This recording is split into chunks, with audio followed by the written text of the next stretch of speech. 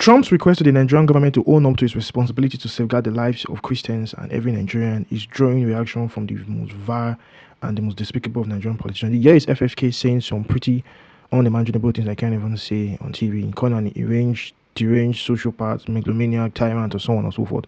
He has all of the most wonderful names you can think of to classify President Trump's character and so on. But there's something they always forget to say, that the internet actually never forgets.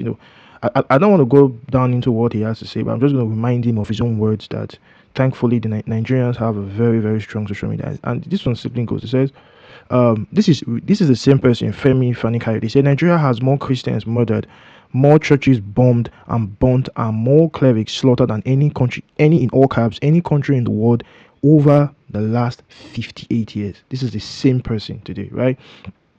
This one just a series of tweets made by Femi-Fani Kayode. So it goes up. It says, to show how Christians are easily manipulated. It said, imagine the inability to rise against the wanton killing, in bold, wanton killing of Christians, but are quick to rally concerning a rape that occurred 20 years ago. Achieving the goal of distracting attention from, says that 90% of Boko Haram victims are Muslim. Buhari. He says, this is Femi-Fani Kayode. He said, this is a lie. The overwhelming majority of communities that Boko Haram targets are Christian. The same with Fulani militias. The killing of Christians, again in bold, the killing of Christians in Nigeria is a common blood sport which shall continue as long as Buhari is president. This is the same man. We have investigated the crisis facing Christians in Nigeria today. Nigeria is the most dangerous place for Christians, again in bold, in the world. And impunity for those responsible for the killing of Christians is widespread. There's something I always say. Nigerian politicians are shameless prostitutes, shameless whores that jump around from one political bed to another. So today, their alliances shift just like the weather. They come to this party, then they hit the next party, they whip. What they have forgotten is that the internet never forgets. And this is FFK being haunted by his own words.